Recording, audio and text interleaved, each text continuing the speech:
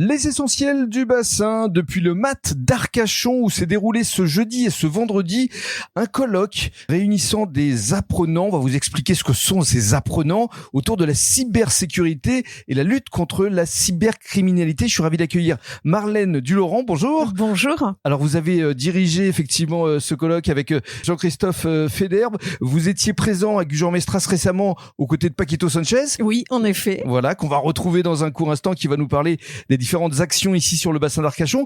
Mais racontez-nous ce qui s'est passé exactement ici et qui sont ces apprenants exactement. Alors ça, c'est une très bonne question. Qui sont ces apprenants ?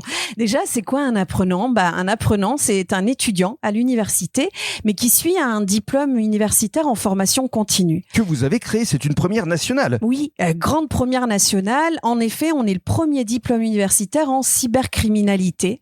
Et l'idée étant d'inscrire un petit peu ce diplôme dans les sciences humaines et sociales. Et alors toute l'année, il y a eu justement des professeurs qui se sont succédés pour inculquer le savoir à tous ces apprenants. Exactement.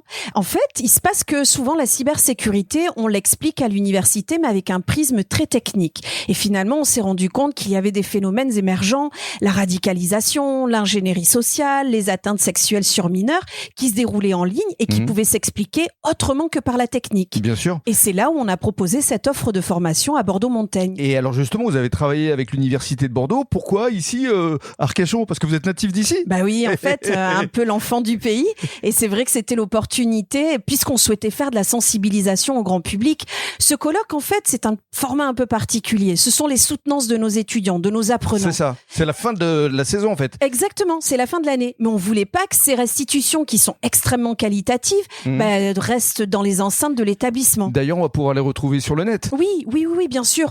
On a créé avec mon binôme, donc le Major Federbe, qui est un gendarme. Jean-Christophe. Exactement. Avec Jean-Christophe, on a créé une revue française de la cybercriminalité sur laquelle on va déposer tous les articles scientifiques que nous ont présentés les apprenants aujourd'hui. Et vous souhaitez que pour les années à venir, il y ait pourquoi pas un doctorat et que ça se développe évidemment dans toute la France. Ça serait la finalité de se dire qu'à un moment donné, la criminologie ou la cybercriminologie soit reconnue comme un vrai champ disciplinaire, comme l'anglais, comme la géographie, puis que ça rentre dans les mœurs. Très bien, merci beaucoup Marlène. Avec plaisir. Et on va donner maintenant la parole à Paquito et on va évoquer les actions ici sur le bassin d'Arcachon. Bonjour Paquito. Bonjour Rémi, bonjour à tous. Alors effectivement, vous étiez déjà présent à Gujan-Mestras et également à Biganos. Comment ça s'est passé d'abord ? Alors tout d'abord, je voudrais quand même remercier toute l'implication de la section cyber et projection des D2R, de la gendarmerie d'Aquitaine.